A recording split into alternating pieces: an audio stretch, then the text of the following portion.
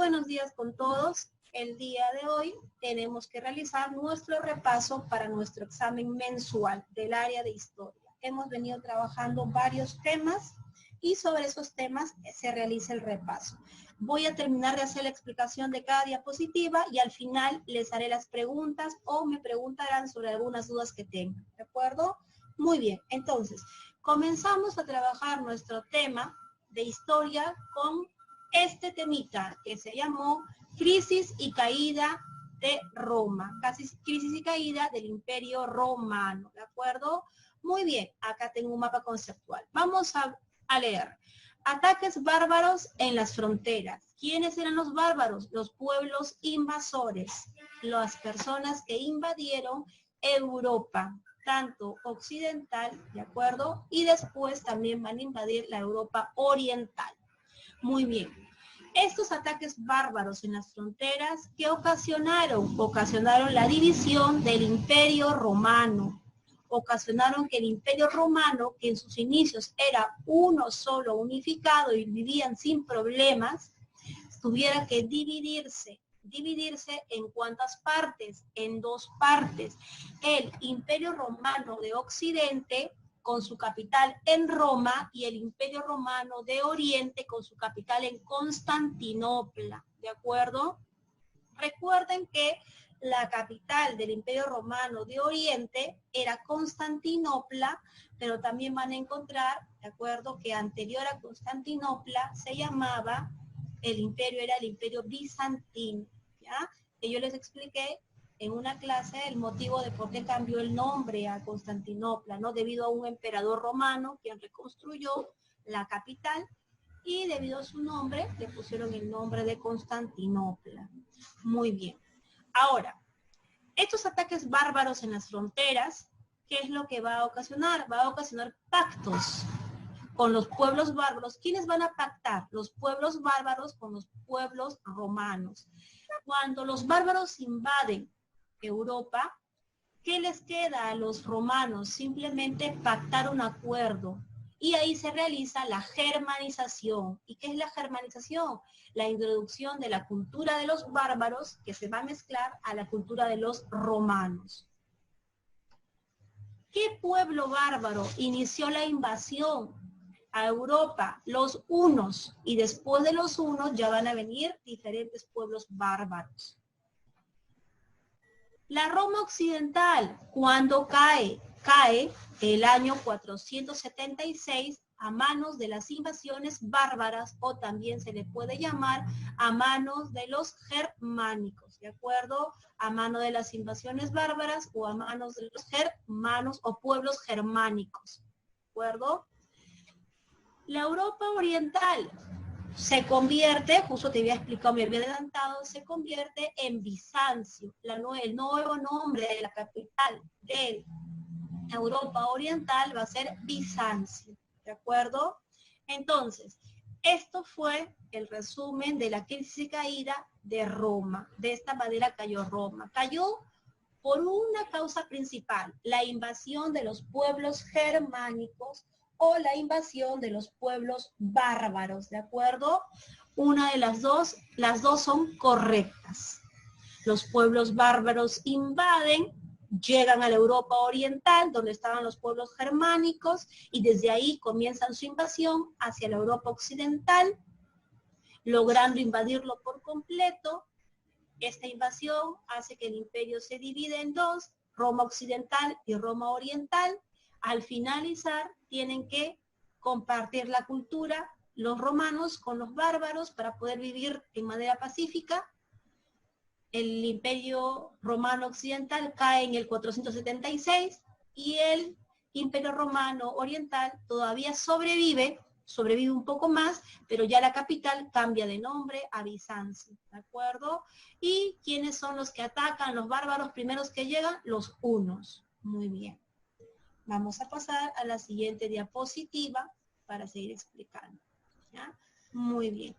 Ahora, también hemos trabajado un segundo tema. Este tema que hemos trabajado nosotros en la clase habla sobre el feudalismo, ¿de acuerdo? ¿Y qué nos dice del feudalismo?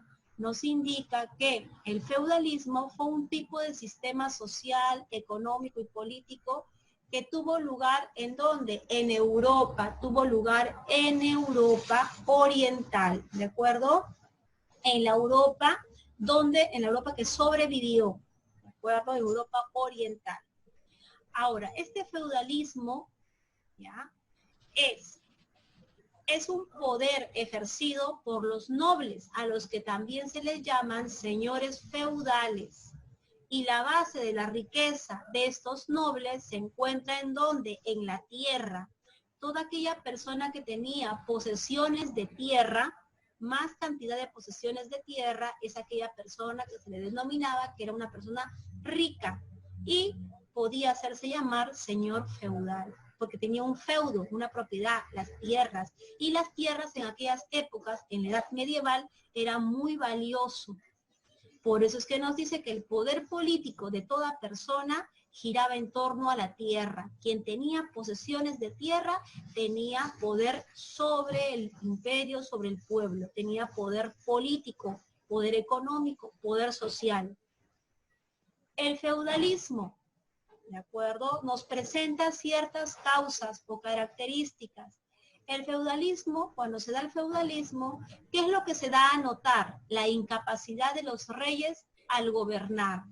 Cuando se presenta este nuevo sistema político en la Edad Media, los reyes dejan a notar su falta de carácter para gobernar. ¿Por qué? Porque permiten la invasión de pueblos bárbaros a su territorio. ¿Y quiénes vienen en la ayuda de los reyes para evitar la invasión? Son los nobles, los señores feudales. Prestan ayuda a los reyes para evitar las invasiones, pero a cambio de ello los reyes les otorgan tierras. Ellos van acumulando tierras, y con el tiempo se ganan el prestigio y el respeto de la población, quienes ahora van a tomarlos a ellos como jefes, como poderosos, lo van a respetar. Y ellos, por acumular tierras, ahora van a ser los más ricos de la época, y los reyes van a pasar a segundo plano. Su poder va a quedar resquebrajado. Van a seguir como reyes, pero los que van ahora a gobernar van a ser los nobles o señores feudales. El feudalismo también dejó a notar la inseguridad que los reyes manifestaban en el gobierno a partir de las invasiones que sufría el territorio. Los reyes dudaban mucho sobre qué hacer y qué no hacer, y esto dejó ver en la población que estos reyes eran incapaces e inseguros de tomar decisiones para poder cuidar y proteger al pueblo o al imperio. En el feudalismo se formaron clases sociales. A la cabeza estuvo el rey, pero este rey no tenía poder ni prestigio. Estaba, claro, como apariencia, ¿no? El gobernador, el rey, el que manda. Debajo del rey se encontraba la nobleza. Ellos sí, la nobleza, ¿quiénes eran? Los señores feudales. Ellos eran los que ahora tenían el poder y el prestigio sobre todo el imperio, todo el territorio. El clero son los miembros de la iglesia.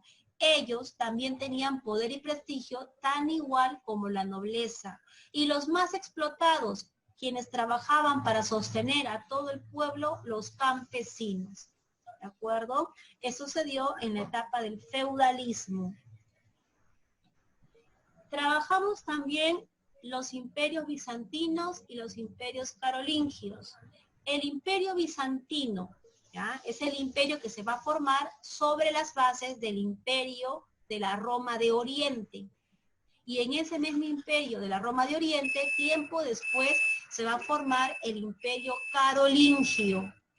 ¿Ya? El imperio bizantino es la capital de la Roma de Oriente. El emperador Justiniano, ¿por qué se le reconoce a Justiniano primero? Porque él va a lograr grandes conquistas para este imperio, va a recuperar territorios de la Europa occidental que los bárbaros habían tomado como posesión suya, va a intentar volver a unificar al imperio romano con el imperio romano de Oriente, ¿de acuerdo? Quiere convertirlos en un solo imperio, ¿ya?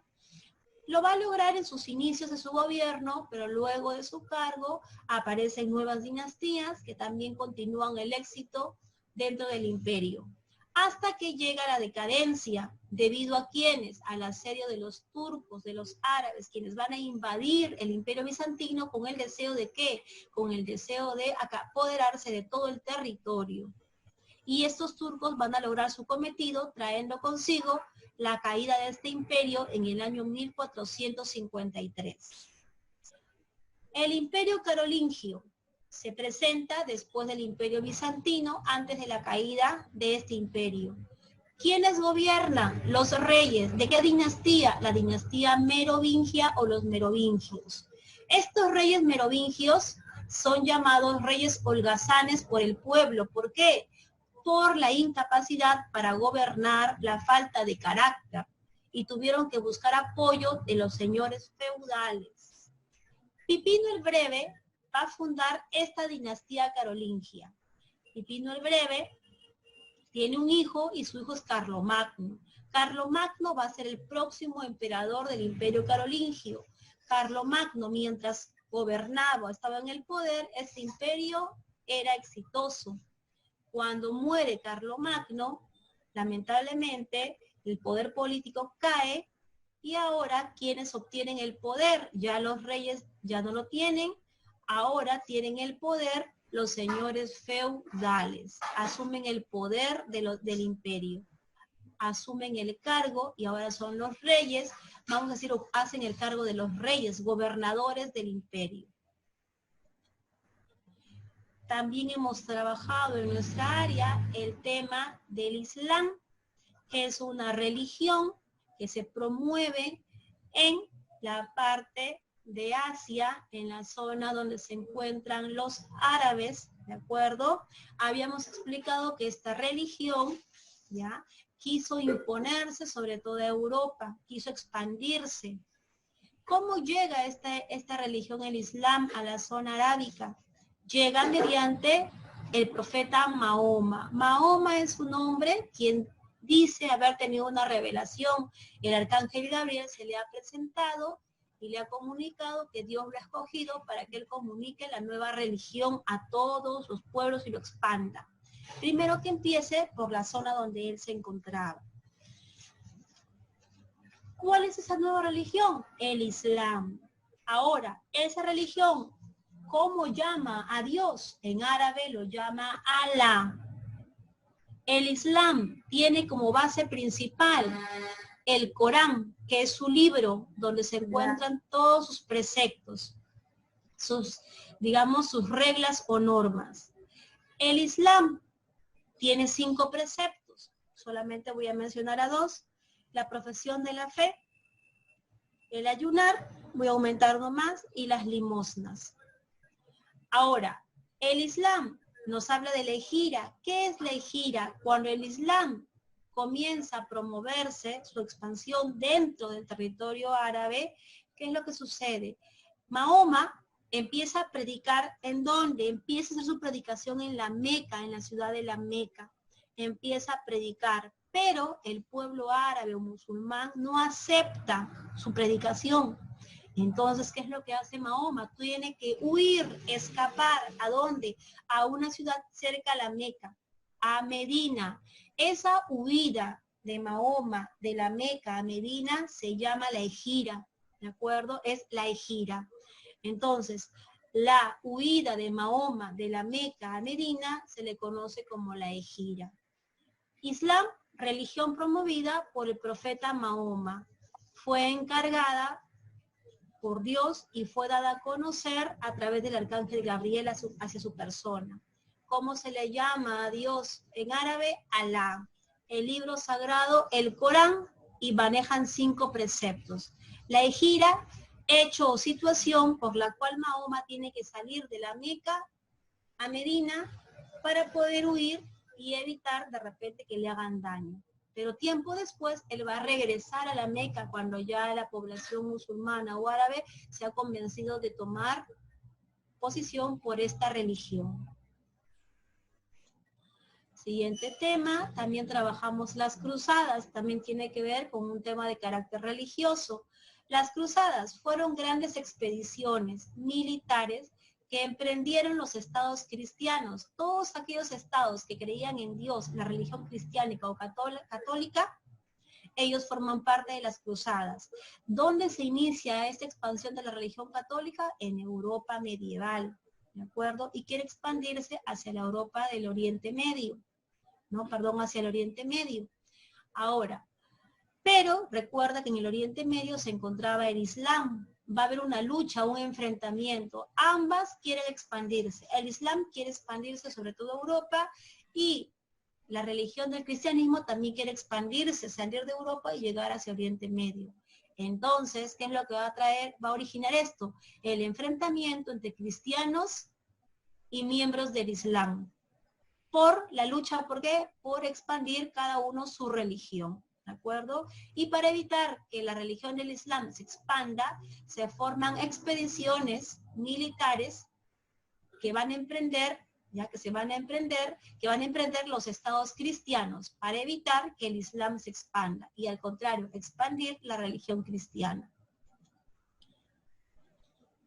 Colapso del mundo medieval. ¿Por qué el mundo medieval colapsa? ¿Por qué termina el mundo medieval? ¿Por qué se acaba? Recordemos, el mundo medieval termina debido a las condiciones climáticas desfavorables.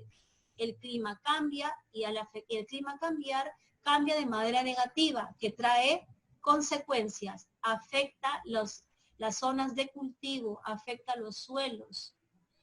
Agotamiento de los suelos. Recuerden que durante la Edad Media el recurso más importante era la tierra y todo era en base al trabajo a la tierra, todo era cultivo, agricultura. Entonces las personas utilizaban y sobreexplotaban el suelo, cultivando, y el suelo se agota y se vuelve infértil. Esto trae consigo las hambrunas. Si las condiciones climáticas son desfavorables, no hay producción agrícola. Si el suelo se vuelve infértil, no hay producción agrícola. Y si no hay producción agrícola, no hay alimento para la población. Recuerden que en la Edad Media, la alimentación, todo se basaba en base a la producción de la agricultura. No hay alimentación. Y al no haber alimentos, hay hambruna. A esto le sumamos una epidemia, la epidemia de la peste negra, o también llamada peste bubónica. La peste negra fue la epidemia que acabó prácticamente que trajo consigo el colapso. Si estos anteriores la población estaba resistiendo a que acabe el mundo medieval, ya con la llegada de esta epidemia de la peste negra, ya la población no pudo aguantar porque hubieron muchas muertes, muchas personas murieron, ¿de acuerdo? Esta peste negra es una enfermedad, una gripe muy fuerte que acabó con muchas vidas. También se le llamó peste bubónica. A esto le aumentamos el levantamiento popular. El pueblo se levanta, el campesino se levanta. ¿En contra de quién? En contra de los señores feudales y en contra del clero, de la iglesia. ¿Por qué? Porque los señores feudales y los miembros del clero estaban abusando de ellos. ¿Y cómo abusaban? Al aumentarle el pago de los impuestos. Y por ese motivo, los campesinos se levantaron en marcha y protesta. A esto le aumentamos la crisis de la cristiandad. La cristiandad entra en crisis y se da el cisma de Oriente, donde se divide la religión, una en Roma y otra en Francia, tomando como consecuencia dos papas que gobiernen, y eso no puede ser, tiene que ser uno solo en general. Entonces, estos puntos traen consigo la caída o el término del mundo medieval. Cae el mundo medieval y consigo llega y nace un nuevo mundo, el mundo moderno, el mundo moderno. Este mundo moderno trae consigo nuevas presentaciones, ¿no? Trae consigo el ingreso del capitalismo mercantil. Si en el mundo medieval todo el trabajo y la economía se basaba en la explotación de los suelos, en la agricultura, ahora en el mundo moderno va a entrar el dinero, el capital, la inversión económica. Ahora va a entrar el comercio, se va a comercializar productos, se va a poder llevar de un lugar a otro. Y este comercio se va a realizar mediante un nuevo sistema económico, el capitalismo mercantil, que es un capitalismo o un comercio que se realiza por mar, el comercio realizado por mar, por eso se llama capitalismo mercantil. Este mundo moderno también va a traer consigo transformaciones sociales. Van a aparecer nuevas clases sociales, como por ejemplo la burguesía. ¿Y quiénes forman parte de esta burguesía?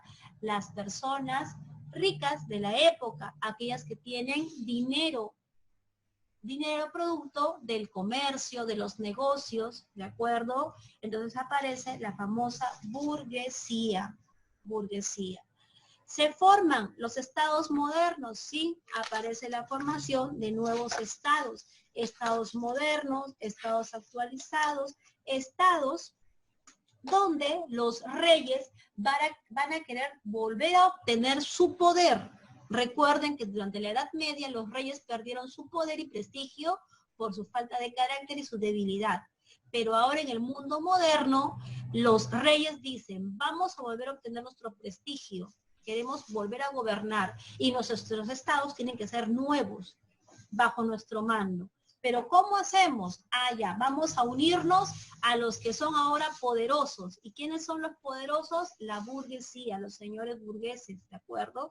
Se apoyan en ellos, ¿para qué? Para acabar con el poder de los señores feudales y acabar con el poder de la iglesia, y así poder volver a tener el poder y el control de sus territorios. ¿De acuerdo? Muy bien. También trabajamos como último tema las reformas y contrarreformas, ¿ya? En las reformas y contrarreformas vimos lo siguiente. Vamos a hablar de las reformas primero. Las reformas, ¿qué son las reformas? Son movimientos que protestan ¿en contra de quién? En contra de las normas establecidas por la religión católica. No están de acuerdo con las normas o reglas que la religión católica o cristiana llamada profesan en aquella época, ¿de acuerdo? Entonces, para ir en contra de esas normas aparece la reforma, movimiento de protestas. ¿Quién es el líder? Martín Lutero. Él es el líder, él es un monje alemán que va a presidir, encabezar este movimiento de reformas, ¿ya? Ahora, apaga tu audio, por favor. Silencia tu audio. Bien, ahora, la población, Martín Lutero, ¿qué normas o con qué normas de la iglesia no está de acuerdo? Con las siguientes, y acá te he colocado una de las más importantes, la venta de indulgencias. Martín Lutero se opone a la venta de indulgencias. La Iglesia Católica había creado esta regla, venta de indulgencias, donde decía que toda persona que tenía pecados, esos pecados se le podían ser perdonados. Pero ¿cómo se le perdonaban los pecados? Comprando un documento donde indicaba el perdón de sus pecados. ¿Quién lo vendía? La iglesia. Tenía que comprarle a la iglesia ese documento que se llamaba venta de indulgencias, documento por el cual indicaba que ya no tenías pecado alguno.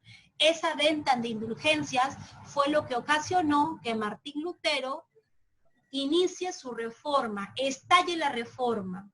Y para darle contra a esta venta de indulgencias, ¿qué es lo que hace Martín Lutero? En la iglesia, de acuerdo, de Wittenberg, en la puerta de la iglesia, ¿cómo manifiesta su indignación o su posición contraria a esta venta de indulgencias? A través de las 95 tesis. Las 95 tesis contienen todas las reglas por las cuales la iglesia debe manejarse. Y empieza a colocar en la puerta de la iglesia las 95 tesis para que la población pueda ver, pueda darse cuenta de que la iglesia está equivocada. La reforma trae consigo el nacimiento de nuevos movimientos protestantes, como el calvinismo, el anglicanismo. A todo esto, como respuesta de la iglesia, aparece la contrarreforma.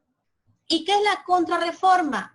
Es la oposición que la Iglesia Católica tiene con respecto a los movimientos protestantes. La Iglesia inicia acciones de contrarreforma y bajo el documento del Concilio de Trento establecen reglas que la población debe acatar, así no quiera. Y para hacer que el pueblo acate las reglas y vuelva nuevamente a confiar en la Iglesia Católica, que establece el Tribunal de la Santa Inquisición. Este tribunal, mediante severos castigos, va a hacer que la población vuelva a creer y obedecer las normas y reformas que la Iglesia Católica tiene vigentes y tiene presentes. Entonces, así se terminó los temas de nuestro curso de historia. Ahora voy a reiniciar, voy a volver a pasar las diapositivas y en cada una voy a hacer preguntas o puedes preguntar a ver qué parte no has entendido para poder todos comprender, ¿de acuerdo? Muy bien. Vamos a empezar entonces desde el inicio de la... Muy bien. Aquí.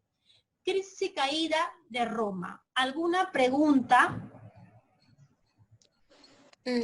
No. Ya, yo voy a rapidísimo, ¿ya? Recuerda, yo tengo preguntas. ¿Quién es o cuál fue la causa que trajo consigo la desaparición de Roma?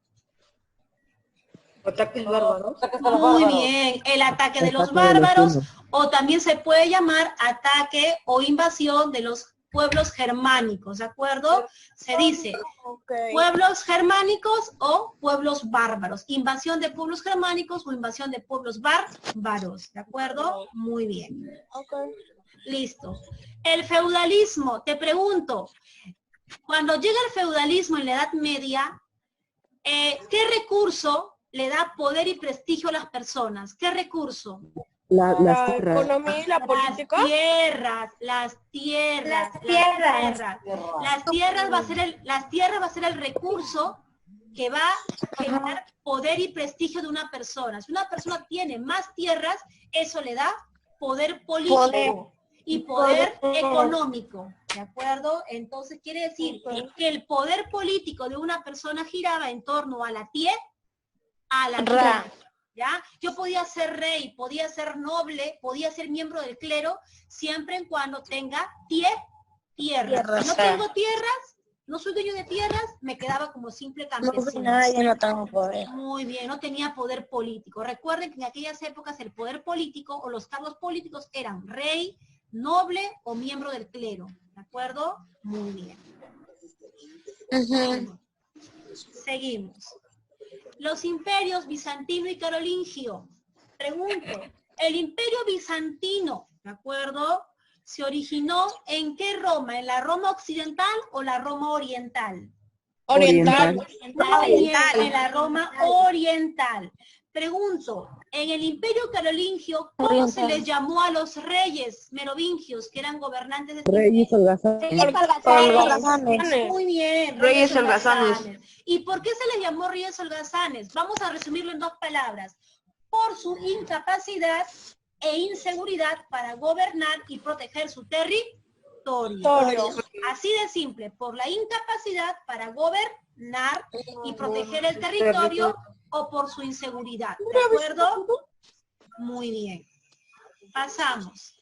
El Islam es una religión promovida por un profeta. ¿Cómo se llama este profeta? Mahoma. Esta religión llama a Dios ¿con qué nombre? Alá. Este Islam tiene como base un libro sagrado. ¿Cómo se llama? El Corán. Este Islam se rige bajo 5 reglas o 5 preceptos. Nada más, no tienes que saberte los preceptos, solo 5, ¿de acuerdo? Ahora, pregunto, ¿por qué se le llama la egira? Es la huida de Mahoma. Muy bien. La huida de Mahoma, de la Meca a Medina, ¿cierto? Listo, perfecto. Ok.